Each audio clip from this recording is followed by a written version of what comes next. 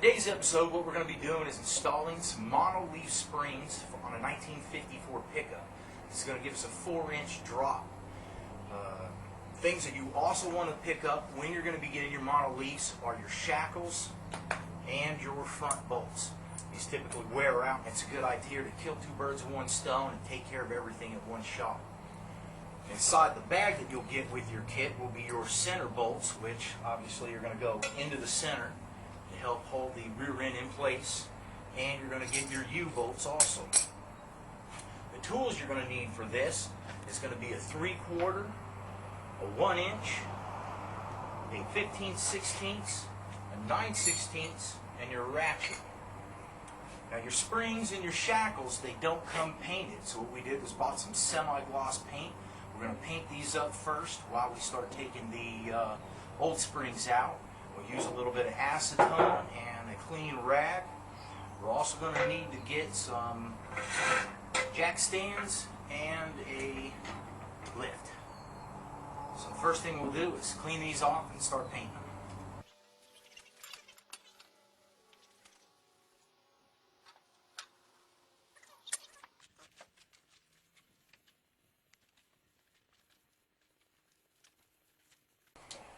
Okay, we're going to start by jacking up the truck. Now we're not going to go massively high, we're just going to bring it up a little bit so we take a little bit of the tension off the springs and it's easier to work with.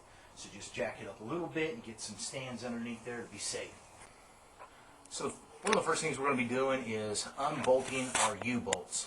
When we're going to do that, we're not going to just unbolt one. We're going to go around in a rotation, make sure they're all nice and loose, and then we're going to bring them all down nice and slowly. You want to make sure that you don't have any great tension on the spring, because when that last bolt comes off, it can come down on you hard.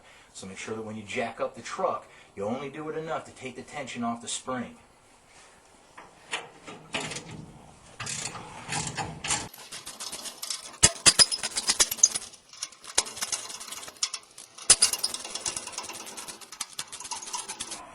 Next, we're going to go ahead and take off our front bolts. The first thing we're going to do is take off our zerk fitting. It's just going to be a lot easier to do it now than it is later. So we're going to use a 7/16 wrench to take that off. Then we're going to use our 1-inch socket and loosen this up. You have to take this bolt off first. Don't start on the other side. Now these pieces off, this bolt right here, being held on with a 15/16, will unscrew from the other side. Okay, so now what we're going to do is we're going to take off our rear shackle using a 9/16 wrench.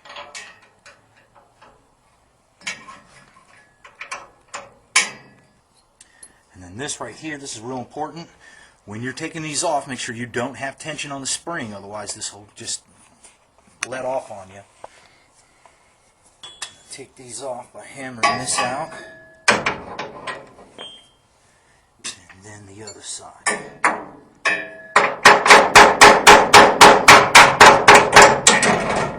Okay, now what we're going to do is we're going to take this piece right here and we're going to take off the old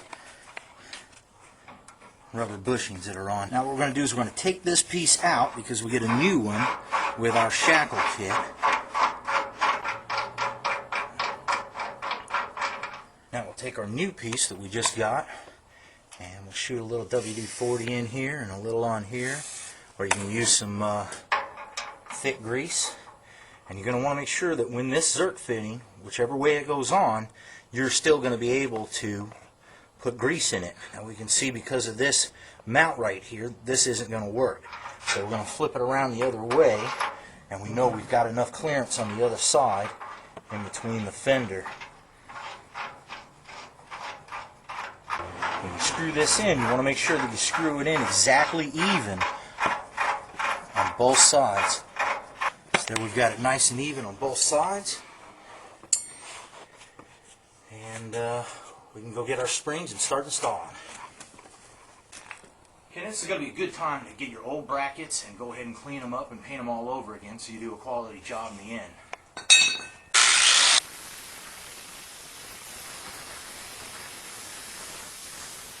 Okay, now we're going to go ahead and install our springs back in. First thing we're going to do is we're going to get our locator pin bolted in. This is going to go straight in here. Flip it upside down. Your lock washer.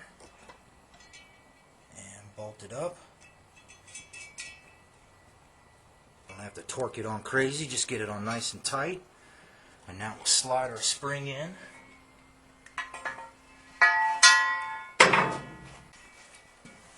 Let's start with our front first.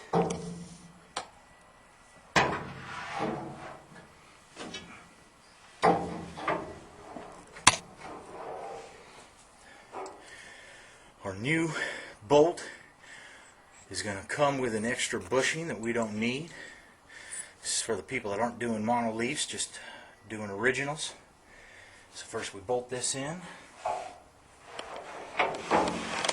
So we've got our front bolt all the way through. It's tight, but it's not torqued down heavily. Now we're going to put our lock washer on and our bolt.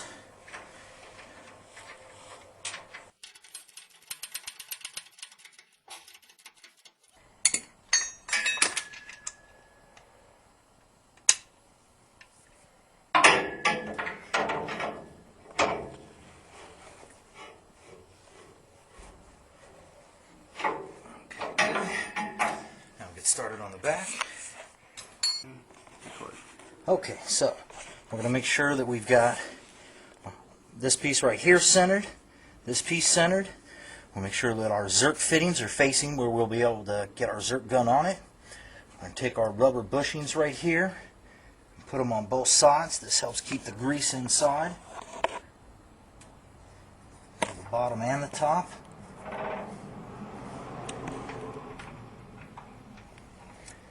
Go ahead and get these. Now these have a bevel on them, so sometimes they'll fit one way but they won't fit the other, so make sure it fits where it's the snuggest.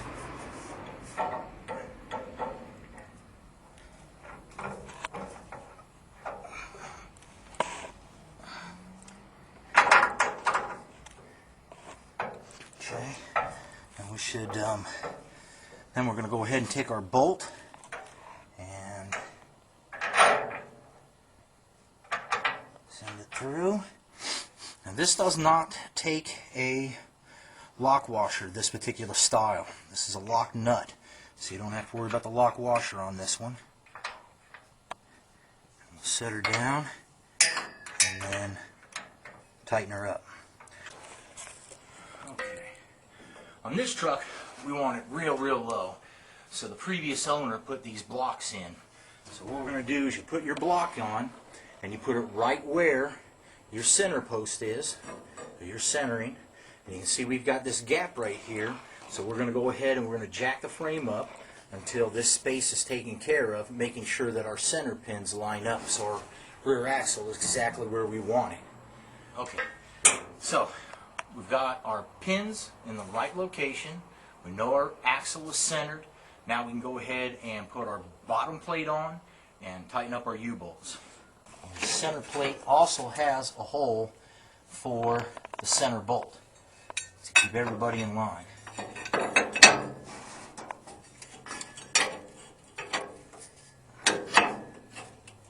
So first we get everybody finger tight.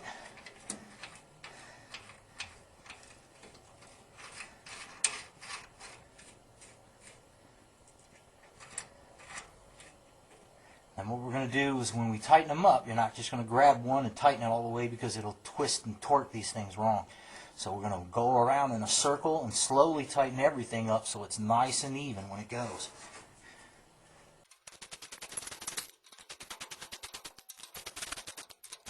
So now we're basically all done. We're just going to stick in our zerk fittings, then we'll go ahead and lube them up, and we're all set.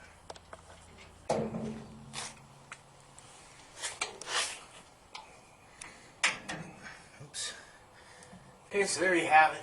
A couple of hours in an afternoon and you're slammed on the ground so low you could scrape beer bottles down the road.